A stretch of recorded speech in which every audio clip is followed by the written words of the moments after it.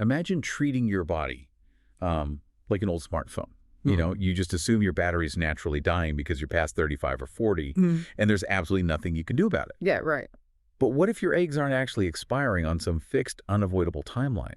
What if they're just, well, rusting, and you have exactly 90 days to clean them off? It completely flips the narrative, doesn't it? I mean, we've all been conditioned to fear that dreaded ticking biological clock. Oh, absolutely. It's everywhere. Right. And it treats human reproduction like this rigid, unyielding machine that just breaks down on a predetermined schedule. We categorize aging fertility as this absolute cliff that you fall off rather than a dynamic biological process that might actually have a massive amount of flexibility. Okay, let's unpack this, because that flexibility is the entire mission of our deep dive today.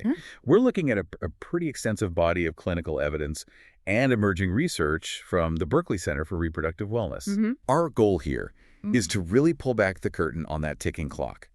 We want to understand exactly what is happening at a microscopic level when an egg ages, and, more importantly, how integrative approaches, specifically highly targeted acupuncture and customized herbal medicine, can fundamentally change the biological environment that egg is living in. Because the pervasive narrative of, there's nothing you can do about your age, well, that's only half the story. Right. You obviously cannot change your chronological age, but changing the environment your cells develop in, that is a very different, very real possibility. Yeah, so we need to start by looking at the stark numbers from the research. A woman is born with all the eggs she's ever going to have. It's roughly, 1 to 2 million at birth? Exactly. Right. And by the time she reaches puberty, that number has already plummeted to about 300,000. And it just continues to decline from there. But the sources make this crucial distinction right out of the gate. They do, and it's a big one. For women trying to conceive after 35, the primary hurdle isn't actually the quantity of eggs left in the vault. The real issue is the quality. And when we say quality, we are talking specifically about chromosomal integrity. Right. I mean, an egg needs the exact correct number of chromosomes to become a healthy embryo. If it has that, it's exponentially more likely to fertilize, implant in the uterine lining, and ultimately result in a healthy baby. Yeah. The decline in that chromosomal quality is the hidden variable that makes the math of conception so difficult as we age. Which brings up a massive paradox, honestly. Here's my pushback. If a woman is born with all her eggs and they are literally just sitting there in the ovaries for decades, how does the quality decline? Like, how do they get damaged if they're just in storage? It's a great question because people picture the ovaries as the static, hermetically sealed vault, but they aren't. These eggs are living cells. They're continuously exposed to the physiological environment of the body for decades. The source material actually highlights 4 very specific biological mechanisms of decline that explain exactly how that damage happens. Okay, let's go through them. Let's start with the literal powerhouses of the cell mitochondrial decline. Oh, the mitochondria. We all remember that from high school biology. Exactly. But what most people don't realize is that an egg is the largest cell in the human body, and it requires an astonishing amount of energy to divide and develop correctly. Wow, the largest. Yeah, and the cellular division process, which is called meiosis, is one of the most energy-intensive events in human biology. As a woman ages, the mitochondria inside her eggs produce less energy, and they just become far less efficient. I was thinking about it like trying to run a heavy manufacturing plant during a citywide brownout. Oh, that's a good way to put it. The assembly line doesn't have enough electricity to pull the parts together smoothly, so the final product comes out defective. That is a perfect analogy. When the egg is finally called up to mature and divide, it simply doesn't have the biological electricity to perform that complex division accurately. And compounding that brownout is the second mechanism, oxidative stress. Okay, what does that actually mean for the egg? Well, over 30+ years, the body accumulates damage from unstable molecules called free radicals. These free radicals roam around, stealing electrons from healthy cells. You can think of it almost like biological rust. Biological rust, yikes. Yeah, and eggs are incredibly vulnerable to this. Wait, if the environment is full of this biological rust and the power is failing, how does the cell physically manage to divide without damaging its DNA? Well, often it doesn't, and that brings us to the third mechanism, which is the degradation of the spindle apparatus. The spindle apparatus. Yeah, it's the actual physical cellular machinery, kind of like a microscopic scaffolding or a tractor beam, that is responsible for pulling chromosomes apart and separating them evenly during division. Okay, I can picture that. In a younger environment, this biological machinery works with flawless precision. But in an older, oxidized environment, the spindle apparatus itself gets rusted. It becomes fragile and error-prone. So if the scaffolding literally snaps or malfunctions because it's rusted and underpowered. Precisely. It might pull too many chromosomes to one side or, too few to the other. This results in aneuploidy, which is the clinical term for an egg with an abnormal number of chromosomes. And that's what leads to the major issues. Right. Aneuploid embryos are the primary cause of failed fertilizations, embryos that fail to implant during IVF, and early miscarriages. Okay, so what is driving all of this rust and power loss in the first place? The fourth mechanism, blood flow. It is the ultimate supply chain issue. Healthy eggs rely on a really rich, robust blood supply to deliver oxygen and nutrients, and just as importantly, to carry away cellular waste products. Oh, right, taking the trash out. Exactly. As women age, the tiny microcirculation to the ovaries diminishes. The eggs are suddenly trained to mature in an environment that's starved of oxygen and choked with waste. Man, when you lay out those four things, the dying mitochondria, the oxidative rust, the fragile spindle apparatus, and the restricted blood flow, it paints a pretty sobering reality. It really does. The data shows that by age 35, a significant proportion of a woman's eggs are already chromosomally abnormal due to these exact factors. And by age 40, the vast majority may be affected. That is the biological why behind all the statistics. It's entirely causal. We aren't just guessing why fertility declines. We can literally map the cellular degradation step by step. But, we can't reverse time. You can't make a 40-year-old ovary 25 again. So if the damage is tied to age, are we just stuck? Oh, yeah. Here's where it gets really interesting. Yeah. Because while you cannot change the age of the egg, you can change the environment it matures in. And the key to this entire puzzle is a very specific window of time. Yes, the 90-day window. This is perhaps the most crucial piece of biology for anyone trying to conceive to understand. Yeah, I found this part fascinating. The text points out that it takes exactly 90 days, so about 3 months, for an egg to wake up from its dormant state and mature all the way to the point of ovulation. I was thinking about this like a high-stakes training camp for an elite athlete. Mm-hmm. If you are running a marathon on Sunday, taking a magic vitamin on Saturday night isn't going to do anything. Your performance is dictated by the environment you trained in for the 3 months prior. Exactly right. How did you beat? How was your cellular recovery? The egg is the exact same way. It is actively building its capacity for 90 days. What's fascinating here is how we can actually intervene during that 90-day training camp. This is where customized herbal medicine steps in as a profound tool. Okay, so we're not talking about over-the-counter vitamins. No, we aren't talking about grabbing a bottle of generic fertility support gummies off a pharmacy shelf.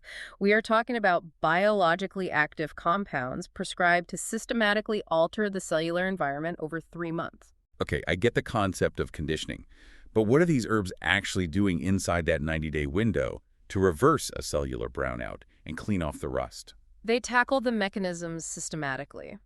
First, antioxidant activity. The carefully selected herbal compounds contain potent antioxidants that flood the follicular environment. So they act like a cleanup crew. Yes, they act as scavengers, neutralizing those free radicals. They're cleaning off the rust of oxidative stress before it can damage the genetic material and that really delicate spindle apparatus. And the mitochondria, the power grid. Certain herbal compounds are clinically shown to enhance energy production within the cells. They provide the cellular nutrition the mitochondria need to rebuild their efficiency. Wow. So when the egg reaches the final stage of maturation and needs to pull those chromosomes apart, it actually has the battery power to do it flawlessly. What about the hormonal side of things? Because as we age, our hormones start playing a very different tune. Can herbs really fix a hormonal imbalance without acting like a systemic sledgehammer? This is a vital distinction, and it explains exactly how customized herbs work differently from pharmaceuticals. Pharmaceuticals force a reaction. Right. Herbs provide precursors. They deliver the specific raw materials that your body uses to build and balance its own hormones. Oh, I see. Skilled practitioners use these herbs to gently influence the receptors and enzymes that regulate hormone production.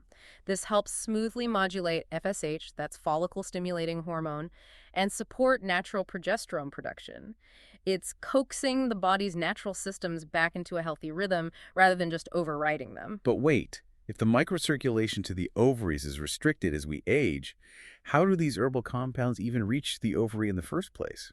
Because of the vasodilatory effects of specific botanicals. Meaning they open the blood vessels. Exactly. Certain herbs literally relax and widen the blood vessels feeding the reproductive organs. This improves the blood flow, ensuring that the developing egg is bathed in oxygen and the herbal nutrients we just discussed, while simultaneously flushing away the built-up cellular waste. Okay, so herbal medicine provides these daily cellular building blocks. It's the slow, steady conditioning of the environment over 90 days. But what if there's an immediate roadblock? Right. Like what if a woman's nervous system is stuck in fight or flight mode, or her blood vessels are tightly constricted right now? That brings us to the second therapeutic tool, acupuncture, which is, honestly, often profoundly misunderstood in Western contexts. I'll admit, I'm going to play the skeptical listener here. I know acupuncture is deeply relaxing. I know it helps people de-stress. But we're talking about complex reproductive endocrinology. Does putting tiny sterile needles into the skin actually change reproductive biology in a measurable way? If we connect this to the bigger picture and the clinical evidence, the answer is an undeniable yes. It is not just about feeling relaxed. It is about observable physiological manipulation of the body's systems. Okay, show me the evidence. Let's look at the blood flow issue. Researchers have used Doppler ultrasounds, which visually map the speed and volume of blood moving through vessels in real time to track patients before and after acupuncture. Wait, really? So they can literally see the blood flow changing color and speed on a monitor while the needles are in? Exactly. They have demonstrated measurable, significant improvements in both uterine and ovarian blood flow following specific acupuncture protocols. That's incredible. By stimulating targeted points, the nervous system sends a direct neurological signal to the blood vessels in the pelvic region, commanding them to dilate. For a woman with diminished ovarian reserve, suddenly opening up that blood flow is an absolute game changer for the follicular environment. But what about the stress factor? Because telling a woman who is struggling to conceive to just relax is probably the most infuriating counterproductive advice on the planet. It's terrible advice, primarily because chronic stress is a biological barrier, not just an emotional one. When you are deeply stressed, your body elevates cortisol. High cortisol actively suppresses the critical hormones that drive ovulation, specifically FSH and luteinizing hormone, or LH. So the body is actively fighting reproduction. Essentially, yes. Your body is sensing danger and saying now is not a safe time to reproduce, and it shuts the system down. Acupuncture has been clinically shown to intercept those neurological signals. It downregulates the stress response, lowers systemic cortisol levels, and takes the foot off the brake, allowing FSH and LH to circulate properly. So it is actually changing how the brain talks to the ovaries. Yes. The sources refer to this as the HPO axis, the hypothalamic pituitary ovarian axis. It is the complex communication pathway between your brain and your reproductive system. Like a master control room. Think of it like a highly sensitive thermostat. As we age and as stress accumulates, the communication along this axis gets staticky. The brain might send a signal to mature an egg, but the ovaries don't get the message clearly. And acupuncture clears the static. Exactly. It acts as a regulating force for the HPO axis, clearing the static and supporting a consistent, robust ovarian response. And this isn't just about the egg itself, right? Especially for women going through IVF. I mean, making a beautiful embryo is only step one. It has to successfully implant. Correct. The uterine lining, the endometrium, has to be thick, rich, and highly receptive. If the egg is the seed, the uterine lining is the soil. Ah, I love that analogy. Acupuncture's ability to drive rapid, nutrient-rich blood flow directly to the uterus supports the development of a much more receptive endometrial lining that is absolutely critical for the success of an IVF embryo transfer. So what does this all mean? Let me put this together. Huh? We have customized herbal medicine acting as the daily cellular support system over a 90-day window to fix the mitochondria and clear out the oxidative rust.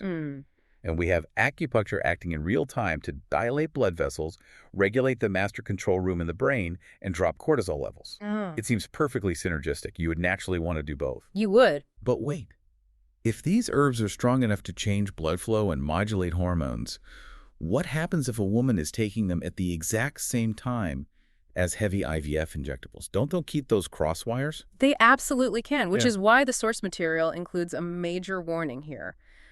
Combining these tools requires extreme precision. It requires a level of expertise that you simply will not find at a general acupuncture clinic. Yeah, that makes sense. Reproductive endocrinology is vastly different from treating lower back pain or a migraine. Because the wrong herbs at the wrong time could actively fight the IVF medication. Exactly. The herbs prescribed during a fertility protocol are potent biological agents. If a practitioner does not intimately understand the exact pharmaceuticals you are taking during an IVF stimulation cycle, they could prescribe an herb that completely contraindicates your medication. Wow, that's dangerous. It is. For example, certain compounds that are wonderful for driving blood flow to build an egg are strictly forbidden during the 2-week wait after an embryo transfer because they could stimulate the uterus to contract and actually cause a loss. Man, so if you are listening to this and thinking, I need to go buy these herbs right now, the research comes with a massive warning label. You need a highly specialized practitioner. You cannot just dabble in this. Definitely not. The clinical data we've been referencing today actually comes directly from a pioneer in this exact space, Mike Berkeley, and the Berkeley Center for Reproductive Wellness in New York City. Yes, Mike Berkeley is a licensed acupuncturist who has spent more than 26 years focusing exclusively on reproductive medicine. That singular focus is what makes the difference. 26 years, wow. His clinic doesn't occasionally treat fertility patients between spots injuries. It exists entirely within the complex, high-stakes world of reproductive endocrinology. And the sources note that his approach is entirely evidence-informed. He isn't just taking your pulse and guessing. He's looking at hard diagnostic data. Absolutely. The text mentions he uses your AMH levels, your antral follicle count, and your FSH numbers. Can we pause and define what those actually are for the listener? Of course. These are standard Western medical markers. AMH stands for anti-Müllerian hormone, which essentially acts as a gauge for a woman's remaining ovarian reserve or egg supply. Okay. The antral follicle count is a literal visual count done via ultrasound of the resting eggs available in a given month. And FSH, or follicle-stimulating hormone, shows how hard the brain has to work to signal the ovaries to produce an egg. So he is using objective Western data to build a highly customized Eastern medicine protocol. Precisely. Because he understands exactly how to time treatments within the rigid schedules of conventional IVF cycles. He knows which herbal compounds are safe at day 3 of stimulation versus day 10. He is working in tandem with the realities of conventional fertility care, not in opposition to it. And I think it is important to state, as the source text does, that he doesn't promise miracles. Yep. There is no magic wand to erase a decade of biological aging. What he offers is a rigorously individualized plan for women who have repeatedly faced the heartbreak of failed IVF cycles or the heavy diagnosis of age-related infertility. He's offering a way to systematically optimize whatever biological potential is still there. It is about giving each patient the absolute best possible chance by leaving no cellular stone unturned. So, to you, the listener, if you are navigating this right now, we want to remind you of something critical from the research. Advanced maternal age does reduce egg quality. That is a biological reality we cannot ignore. True. But it is not a sentence. The months before you attempt natural conception or the months leading up to an IVF cycle are not just a passive waiting period. They represent a vital, active window of opportunity. A 90-day window. Exactly. It is a time when targeted expert care can genuinely change the environment and fundamentally influence the quality of the eggs you will release. If you want to explore what this looks like for your specific situation, the source material provides direct contact info. You can schedule a consultation with Mike Berkeley by calling 212-685-0985, or you can dive deeper into their resources by visiting www.berkeleycenter.com. That's 212-685-0985. or berkeleycenter.com. This raises an important question, one that extends even beyond fertility. Oh. Yeah, if a dedicated, highly targeted 90-day change in a cellular environment can fundamentally alter the genetic integrity and the ultimate destiny of a single egg, well, what other supposedly fixed aspects of our aging biology might just be waiting for the right environmental shift? Now that is something to think about.